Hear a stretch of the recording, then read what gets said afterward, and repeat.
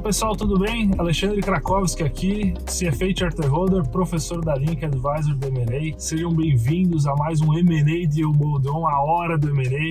Eu estou com as alunas da Link aqui, Giovana e Fernanda, sejam muito bem-vindas. Obrigada. Estamos saindo da Link com uma convidada super especial, Isabela Xavier. Tudo Prazer bom? te receber aqui. Obrigada. A Isabela, que é sócia do escritório de advocacia Araújo Policastro, que tem diversas transações e cases de M&A que ela vai contar um pouquinho aqui pra gente. Ela que é formada em Direito pela São Francisco, também fez um LLM em Chicago, trabalhou em Nova York, trabalhou no exterior, trabalhou durante vários anos aqui também, sempre focada em M&A. Sempre focada em M&A. Algumas décadas aí, trabalhando com M&A. Vamos dar uma volta aqui então por São Paulo. Isa, você comentou comigo, né, que você estava agora na China. Acabei de voltar da China, muito oportuno, estar passeando no seu Tesla, no retorno da China. BYD que está chegando forte aqui. Super forte, e eu acho, pelo que a gente viu lá, sem o acordo que o governo chinês fez com a Tesla de trazer a fábrica da Tesla para Xangai na época, não teria sido possível se desenvolver a BYD e todas as outras milhões de empresas de veículos elétricos que a China tem hoje. Então foi uma decisão acertada na época, né? E hoje eu vi, essa semana você viu, né? Que a BYD ultrapassou a Tesla em receita pela primeira vez. Caramba. Então... aqui no Brasil, cada cargueiro chega com... Tesla, o pessoal está tendo dificuldade de importar outros produtos, porque está tudo ocupado com BYD. Lá a China, né, enfim, essa questão da transição energética é muito forte, é uma política definida pelo partido aí pelos próximos anos, e isso dita muito o investimento que eles vão fazer, né? E acho que a gente pode contar com carros elétricos chineses aí por um bom tempo. Boa. Isa, de toda a sua experiência, então, o que você destaca aqui para a turma desses últimos M&As que você participou, né, no começo de carreira? O que é um case interessante para a gente começar o nosso papo? Tem muitos cases interessantes, até para dar uma relembrada aí, né, do que eu posso contar. Acho que um caso bem legal que a gente fez terminou no comecinho desse ano, no primeiro semestre desse ano, na verdade, foi uma fusão que não é uma coisa tão comum, né? A gente vê normalmente compra, a gente vê venda, a empresa não se modifica tanto quanto quando a gente faz uma fusão. E nesse caso, eram duas empresas do setor de limpeza e higiene. A empresa que originou a transação, ela tinha os planos de fazer um IPO, mas para isso ela precisava ampliar o portfólio. Então ela achou esse alvo e, em vez de comprar o alvo, elas resolveram unir forças numa empresa combinada. E está dando super certo. O que foi de desafio em termos de M&A? A governança, né? É um termo super jurídico, tá, meninas? Mas, enfim, como é que você junta na mesma empresa, dono daqui, dono dali, todo mundo convivendo junto, quem que vai tomar a decisão, quem que vai mandar, quem que direciona a empresa para cá, quem direciona para lá. Que numa aquisição simples não tem. A fusão ela traz essa complexidade, e é interessante ver esse viés jurídico do M&A. Então aqui a maioria que está assistindo é mercado financeiro. Business, né? E o advogado entra com esse papel, fala, entrou advogado, agora o negócio vai complicar. Vai virar um juridiquês, ninguém vai entender nada. E por contrário, né? Tem um papel muito importante. Qual que é a característica de uma fusão? Então, a fusão você vai combinar dois negócios, né? E aí o resultado vai ser uma combinação desses dois. É diferente, por exemplo, de quando você compra a empresa. A empresa continua idêntica, né? Continua igualzinha lá. O CNPJ que a gente brinca é o mesmo. Mas nesse papel de liderança, de governança, tudo depende de quanto de participação societária cada um vai ficar, né? Exatamente. Depende da participação da societária e depende também muito do momento, sabia? Sim. Você pode manter uma participação acionária até assim, substancial, mas você quer tirar o pé e você coloca uma outra pessoa para tocar o negócio. Então você, na parte da governança, você determina o que é essencial para você ter poder sobre aquilo e o resto você deixa outra pessoa tocando. Dá para fazer isso também. Perfeito. Então, eu achei legal destacar esse caso porque é diferente, né, do que simplesmente fazer um buy side e um sell side. O que são, né, a gente fala governança, parece um termo um pouco amplo. O que é detalhado no caso dessa fusão? Então, a gente vai detalhar o que você precisa, que tipo de decisão da companhia precisa ser levada a nível de acionista, os acionistas têm que decidir. Normalmente a gente coloca também um conselho de administração para decidir coisas que são mais do dia a dia.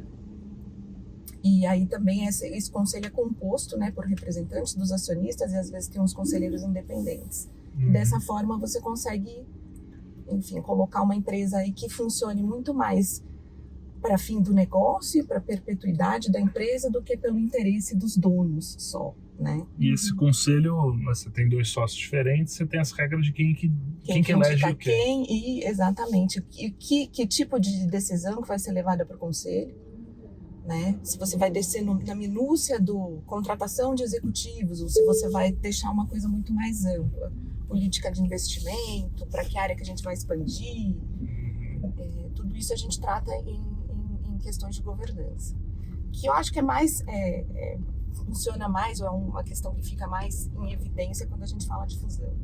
Bacana. Acho que vocês viram, né? A gente estava conversando no elevador, a questão da Arezo e da Soma. Sim. Então é um exemplo bem claro. Nesse caso, 2 empresas de capital aberto se juntando, como é que fica o D+1? Quem que vai mandar? Exatamente, quem que vai mandar a partir daí. Ou qual que vai ser os direitos e responsabilidades de cada parte. E você viu que nenhuma delas deixou de existir, né? Elas continuam combinadas num negócio só, mas cada uma está lá na sua vertical. Como é que funciona a diligência no caso da fusão? Uma diligência trocada. Cada parte analisa o dobro do trabalho. É o dobro do trabalho e o que eu acho difícil também, você meio que unificar as métricas. Você vai ter que meio que usar a mesma régua para medir as duas. Só que isso não funciona sempre na prática, né? Porque cada empresa é de um jeito. Isso é um desafio. Isso é um bom desafio. Porque se eu olhar alguma coisa, né? Eu vou abrir aqui uns armários, procurar uns esqueletos, mas ele também vai fazer a mesma coisa comigo. E aí, o meu esqueleto é um esqueleto mais feio que o seu, não é? Como é que a gente trata isso? Como você sabe se realmente fazer um M&A é a decisão ideal, ao invés de, por exemplo, fazer parcerias com as empresas ou ter um crescimento orgânico? Como você sabe se é o ideal? É difícil, né? Eu acho essa uma das decisões mais difíceis. Porque o M&A, ele tem até um estudo super famoso de Harvard que fala que a taxa de sucesso dos M&As é super baixa. E eu sou pessoalmente ofendida por esse estudo. Porque eu gosto muito do resultado do M&A, mas eu acho que como ele é um investimento que você faz, ele só se justifica realmente quando você tem uma dificuldade de entrada num mercado muito grande. Sim. Ou quando você quer adquirir uma tecnologia que você vai demorar muito tempo para desenvolver sozinho. Mas fala, Lido. Eu tô falando que esse estudo eu também sempre cito ele, mas como o meu doutorado em M&A, eu tô vendo os estudos mais recentes, que esse estudo ele para em 2010. Exatamente. E desde 2010 mudou muita coisa. Eu concordo. E aí, dependendo do ângulo, você fala, não, os M&As nunca tiveram tanto sucesso quanto tiveram no passado. Assino embaixo. Esse estudo então tem artigo quantitativo para tudo que é lado, mas eu também cito ele porque ele traz o poder, o risco envolvido em M&A. E que entra muito essa parte legal de como que eu mitigo ou identifico esses riscos no momento que eu estou fazendo que foi a pergunta das alunas. Como é que eu sei que é uma boa transação, né? Sim. Não, eu concordo. Acho que esse estudo precisa ser atualizado. E eu acho, inclusive, que esse estudo não foi feito com base, por exemplo, nos M&As da América Latina, que é o nosso universo, né? Sim. E eu acho que a taxa de sucesso aqui é bem superior, inclusive. Isso a gente tem um estudo, acho que da Bain & Company, que eu posso dar uma olhadinha para a gente poder bater dados com dados, né? O que ele, né, aproveitando o gancho, o que ele fala que é o que dá errado, né, é que você paga um preço mais alto do que ele deveria, e aí a justificativa disso é ou porque você achou que ia ter muitas sinergias ou porque foi uma diligência mal feita. E aí no pós-deal é a integração. Exato. Pegando esse aspecto de diligência, onde que entra o papel do escritório? Enfim, a diligência bem feita, a gente tem o desafio de buscar o que às vezes nem a empresa sabe que ela tem, né? Então, quando você vai olhar uma empresa que você quer comprar, Você precisa entrar lá e ver o que tem ali de errado, o que tem, quais são os ativos que essa empresa tem, de que forma que isso está organizado. E muitas vezes você tem que fazer umas buscas meio que independentes mesmo, porque provavelmente a empresa nem sabe que ela deveria ter uma coisa ou outra. E a Quais são diligência bem as feita. principais áreas, se você Brasil, priorizar? né? Brasil, gente, trabalhista. Sempre um problema. Tributário, também sempre um problema. E aí, dependendo do ramo, né? Enfim, a gente precisa dar uma olhada, por exemplo, em ambiental, né? A gente trabalha bastante com manufatura, tem a parte de licenças, se você for um setor regulado, se for um setor de telecom, por exemplo, você precisa checar como é que os produtos estão registrados na Anatel, se está tudo bonitinho, se você consegue transferir esse registro. Mesma coisa se você está trabalhando com medicamentos, então. Mas eu acho que desafios específicos, Brasil, trabalhista e tributário. Então, só se ranquear os dois principais. E o que dá mais problema? O que dá mais contingência? Trabalhista e tributário. Mas algum imposto específico, da sua experiência, o que você tem visto que normalmente é onde a empresa... O que dá um pouco de trabalho? Às vezes a empresa fez um planejamento fiscal super agressivo no passado, se aproveitou aí de determinados créditos ou, enfim, fez uma escolha de não pagar determinado tributo e ver o que acontecia. Isso dá um trabalho para consertar, longe de ser uma coisa que não dá para consertar, tá? É só uma coisa que a gente precisa ficar atento na diligência e mapear corretamente para não dar o problema no deal number, que você falou. E a parte trabalhista, gente, o nosso trabalhista teve a reforma, né? Trabalhista e melhorou bastante. E eu acho que aí é meio intrínseco mesmo, viu? É muito, por mais correta, perfeita que seja a empresa, normalmente ela tem esse calcanhar de Aquiles. E uma coisa que pouca gente sabe, né, ou até usa disso, é a diligência que a gente chama sell-side. Sim, muito bom, eu concordo. Acho que vale a pena você comentar um pouquinho. Vale a pena. Se você está preparando a empresa para ela ser vendida, é muito interessante você contratar uma diligência sell-side primeiro. Primeiro porque você mapeia de antemão, você descobre o que tem ali de ponto fraco, você tem tempo de traçar uma estratégia para resolver. E se você vai vender a empresa, você controla a narrativa, né? Você explica por que você chegou naquela situação de contingência. Não deixa aparecer o bode na sala. E o que já está sendo feito para cuidar. Então, eu acho enfim, os processos que a gente fez com diligência sell-side, normalmente são processos competitivos. Eu não sei se você tem essa impressão também, né? Que quando a empresa resolve contratar uma diligência sell-side, ela está contemplando se oferecer aí para vários bidders ao mesmo tempo. E eu acho que facilita a vida do bidder também, com certeza. E você controla a narrativa e te dá tempo de organizar. E até acelera depois a diligência, porque a diligência é aquela parte que chega embate, as trincheiras, vai para um lado, vai para o outro, aí não tem informação, não posso começar.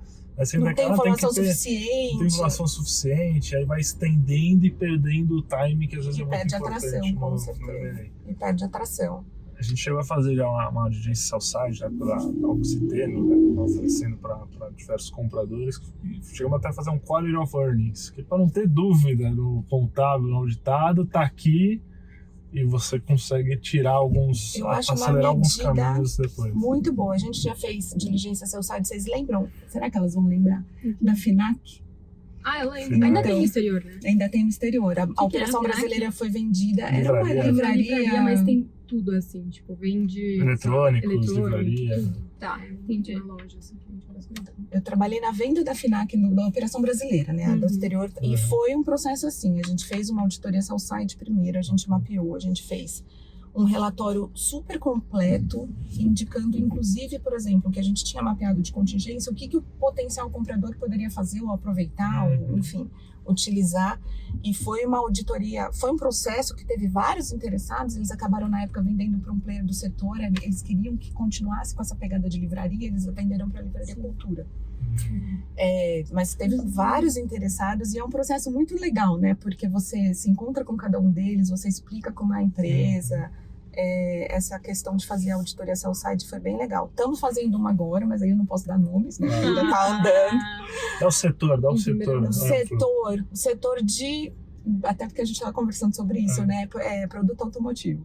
Legal. E então a gente tá preparando o que eu tava antes da gente começar. Ficam de olho Fiquem aí, de olho. pode ter oportunidade na mesa. Antes da gente começar, eu tava olhando o relatório, o que a gente já encomendou de antemão, um relatório ambiental, porque tem muita fábrica nesse caso. Sim. Então, um relatório ambiental foi uma empresa técnica mesmo, zero jurídica, um cara que vai lá e mede se tem contaminação, se não tem, e já preparou um relatório. Perfeito. Isso vai fazer parte do relatório maior que a gente vai apresentar E para os muitas vezes potenciais compradores. O sócio, né, o dono nem sabe que pode ter algum problema, alguma contaminação, mas normalmente nessas viradas que a turma vai atrás, Já começa encontra e a multa é dele, porque é do passado, né, da operação quando era com ele, mesmo que já tenha mudado de mão, pode aparecer alguma conta lá na frente.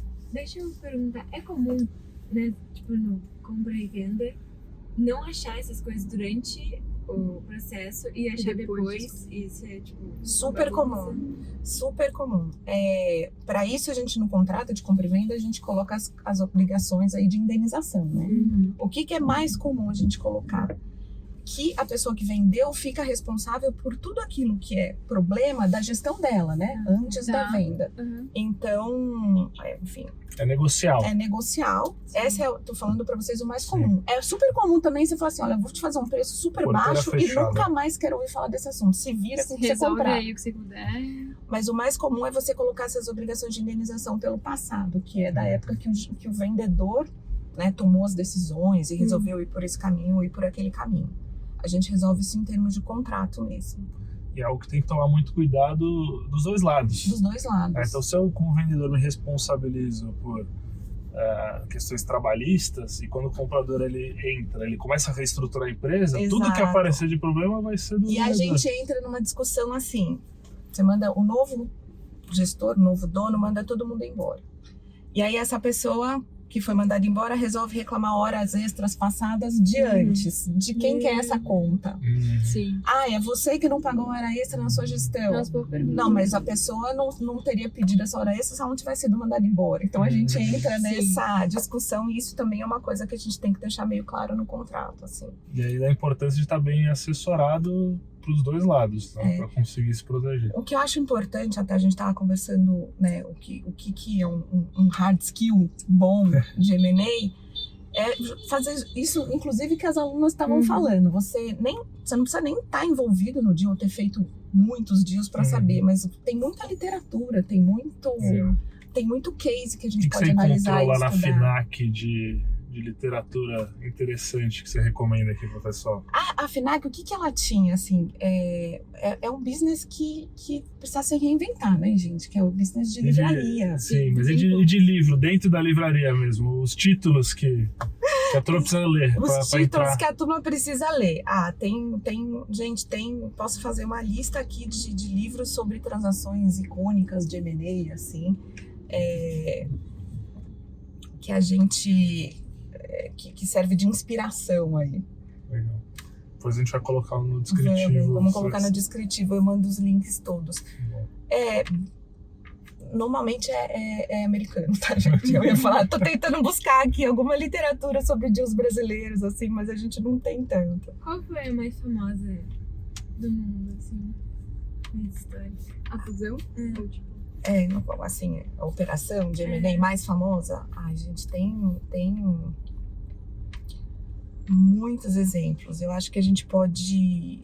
para cada setor você pra vai cada ter setor um tem case, né? Então, só do automotivo, agora a gente tem a Stellantis, Então, que é a Fiat com a Chrysler, com a Peugeot, PSA, isso, a PSA, Fiat com a PSA. A Fiat já era uma fusão da Fiat com a Chrysler, a PSA já era uma fusão da Peugeot com a Citroën. Então você vai tendo várias fusões e depois juntou tudo e botou o nome Stellantis, fica até bonito de falar. Não, eles são donos de tudo. 30% do market share no Brasil hoje a gente tinha visto, acho que nas nossas aulas de estratégia, que existe uma porcentagem de market share que, tipo, uma fusão pode ter até ela virar um monopólio. Isso. Mas, assim, nesse caso, por exemplo, 30% não é já considerado? Eu não lembro exatamente. Não. Essa é uma excelente pergunta. É uma excelente pergunta. O nosso chamado CAD. Exato. A autoridade, né, que defende aí a livre concorrência, ela vai analisar a composição de cada mercado. Isso é muito variável, tá? O que ela vai olhar primeiro? Qual que é o mercado relevante que a gente está falando? Por quê? O mercado do carro de passeio não é o mercado do caminhão. Sim. Então, essas composições vão variar de acordo com o produto que a gente está falando. Eu vou dar um exemplo aqui. A gente estava vendo uma transação hoteleira. E aí, a gente precisa analisar o tipo de praça, o tipo de hotel. Por exemplo, São Paulo não é a mesma praça hoteleira do que Rio de Janeiro. Porque Rio de Janeiro é turístico, São Paulo é um turismo de negócios.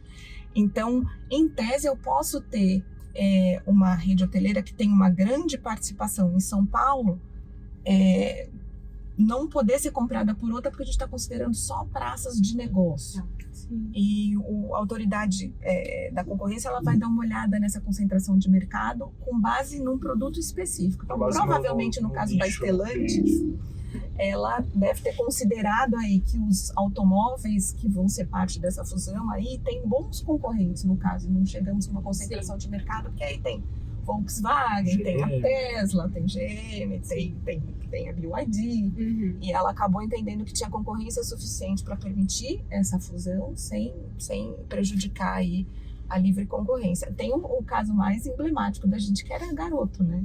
Quando ela foi comprada, exatamente. E existe algum jeito de alguma empresa, sei lá, burlar isso? Tipo, burlar Como foi feito com a Garoto. tipo, a participação no mercado, assim.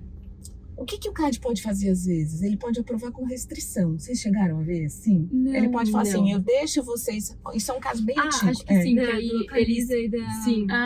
Que você pode atuar Como só ela nesse fez. setor. Ou então ele fala assim, isso, gente, um caso Passa remédios. entregando a minha idade.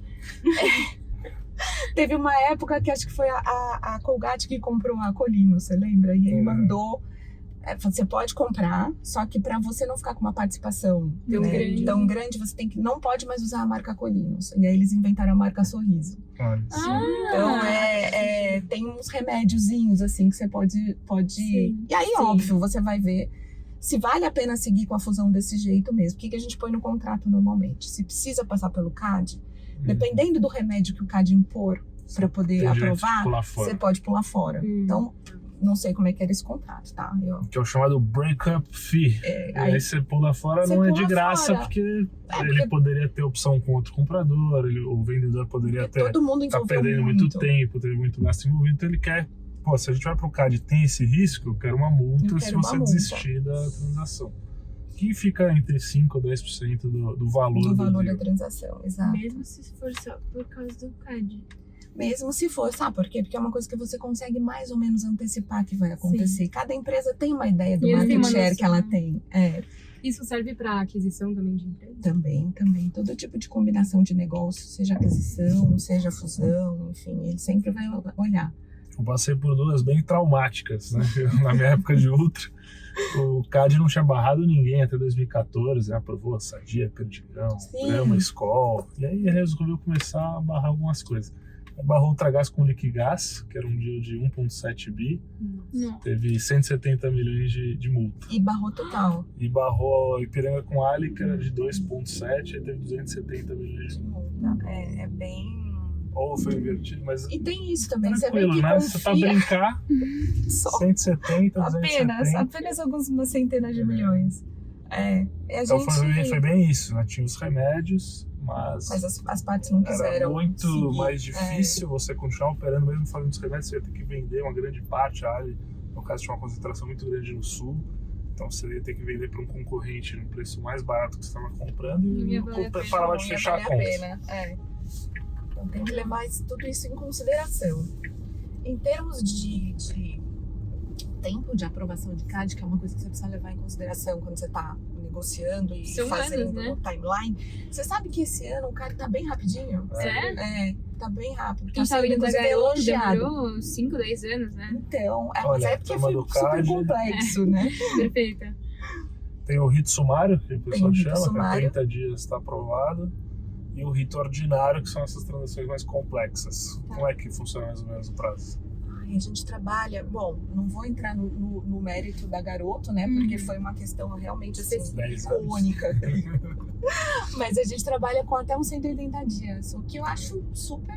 Tá, é bem Né? menos do que eu achava que realmente era. A gente tem elogiado, viu? A atuação, eles têm sido rápidos. Inclusive comparando com Esse a do concorrencial de outros. Foi no outros limite lugares. máximo, cara. 240 dias, aí estendia por mais 90 e ainda tinha mais 30, então usou tudo que deu um ano Usou tudo. de carga. Porque foi complexo o que você Exato. falou, né? Ele colocou vários remédios, enfim. Mas é uma coisa que a gente tem que levar em consideração. E qual que foi a aquisição mais legal que você já trabalhou, assim, que você... Eu Mas sou sempre ruim aquilo. pra falar nisso, porque eu agarro amor nas transações. Uhum. Eu gosto de todas. Então, e eu sempre... o aspecto humano do MLI, né? Você trabalha intensamente junto com aquelas mesmas pessoas durante um bom Sim. período. Então, Você cria uma relação. Você cria uma relação ali. Quanto tempo você fica em cada empresa, geralmente? Trabalhando com, né? Digamos que é uma transação que deu certo, porque tem muito assim, que você como o Ale falou, começou, aí não passou no CAD, aí acabou, não aconteceu. Mas eu acho que pode levar até de 6 a 10 meses. Você acha? Um tempo médio bom. Tem algumas que saem mais, até o signing, né? Depois do signing. Aí eu costumei mais rápido. Mas cada operação leva um tempinho considerável. Eu tenho uma curiosidade. Desculpa. Não, pode falar. Eu tenho uma curiosidade mais geral, assim, porque, pelo que você está explicando, uma fusão me parece muito mais complicada do que uma aquisição. Então, assim, em termos, sei lá, estratégicos, por que uma empresa escolheria fazer uma fusão e não aquisição? Porque acho que no final, as duas empresas estão se unindo de uma certa jeito. forma. Então, por que a empresa escolhe fazer uma fusão? Eu acho, da minha experiência, né, é o poder dos dois players mesmo e a vontade de não querer desaparecer, né, de querer continuar jogando. A parte do Ale de advisory, não sei o que você enxerga por trás dessas decisões. É um interesse, né? Você tem dois players que são de tamanhos próximos, é difícil um comprar o outro, ele precisa de um recurso muito grande para conseguir fazer, e o outro, às vezes, ele vê o incentivo, ele não ia aproveitar essas sinergias. Né? Você compra, o cara sai. As sinergias é do comprador depois para executar. Então, se ele vê um upside dessa combinação, ele também quer manter uma participação disso. E não quer ir para casa. E não quer tirar para o deal acontecer. E quando você tem a fusão, as duas empresas continuam existindo, mas com o mesmo controle no fim? Ou, tipo, se torna uma empresa só? Dá para fazer de todo jeito. Dá para você contribuir os ativos da empresa numa CNPJ, dá para você colocar uma holding em cima das outras duas, assim, e as duas continuam existindo com uma vida meio que independente. Como é que é essa decisão? Ela é tributária? Fiscal, exato. É quase sempre com planejamento fiscal para você entender aí como é que vai ficar a tributação de cada uma e o que você consegue fazer para minimizar essa parte. Todas as suas rodadas de negociação. Né? Então você tem um aspecto técnico, que além desse background aí de estudar o direito americano, com muita coisa que a gente importa, de muitas transações, e esse aspecto humano ali da negociação. O que você já viu acontecer? O que não muda? A gente trabalha muito, a gente pode trabalhar, né, para o vendedor, para o comprador, e eles podem ser um fundo estrangeiro, uma multinacional, ou pode ser um fundador, um empresário brasileiro, enfim. O que não muda? O M&A é sempre um projeto pessoal. E é importante... Por mais que tenha uma empresa, por tem os mais que tenha um decisores. fundo gigantesco, enfim, tudo, o que é? É uma pessoa que estudou aquele caso e tomou uma decisão e comprou essa decisão de que eu quero que esse M&A aconteça. Sim. Então a gente precisa tomar muito cuidado com a motivação individual das pessoas que estão ali na mesa negociando, né? Para a gente poder deixar todo mundo muito seguro das decisões que eles tomaram. Acho que essa é a parte psicológica do M&A. Metade advogado, metade terapeuta. É um pouco assim, não, vai dar tudo certo, não, esse pedido que você fez faz sentido, eu entendi por que você está preocupado com isso, vamos endereçar. E aí o outro lado não aceita, então vê outras formas, usar de moeda de troca. Exatamente. O que é mais importante para você? O que é não negociável? O que dá para passar? O que não, enfim, e a gente vai compondo. Bacana. Montar essa lista, né, a gente faz, né, o famoso issues list. A turma usa os nomes em inglês só pra ficar mais chique, né? Issues list, e um lista. pouco de preguiça nossa Lista também, de problema, né? lista de pau. Lista de questões. É um negócio negociável. É uma preguiça nossa também, né? Esses anglicanismos que a gente fica adotando. Porque a gente ouve, enfim, normalmente o cliente é gringo, né? Ele vem com esse termo e a gente não traduz. Continua. Isabela, super obrigado pela participação. Estamos chegando aqui na nossa reta final. Esse foi o M&A de Moldon, a hora do M&A. Eu tenho um cheque aqui também para te dar. Opa! Ele é não reembolsável. Não vai colocar cláusula de indenização, de contingência. Recebeu, não pode reclamar depois, não pode chamar advogado. É unilateral então, tá aqui seu cheque de... Esse aqui é um cheque grande, $1 bilhão. $1 bilhão. Gente, nunca recebi um FII tão alto. Muito obrigada. Espero que você faça bom uso desse FII. E deixar o programa. Gostaram da aula? Adoramos! A aula de legal com finanças. Quero ver todos vocês comigo na mesa pra gente negociar bem. Combinado. E Isabela, se quiser deixar a mensagem final pra turma, todo seu. Gente, eu acho que esse próximo período a gente vai continuar vendo, espero, né? Mais M&As do que a gente tem visto nos últimos anos. Espero que a atividade se reaqueça, porque como a gente comentou, né? Eu acredito muito no poder do M&A como uma forma de alavancar as empresas. Sensacional. Até o próximo M&A de Moldon, a hora do M&A. Beijo.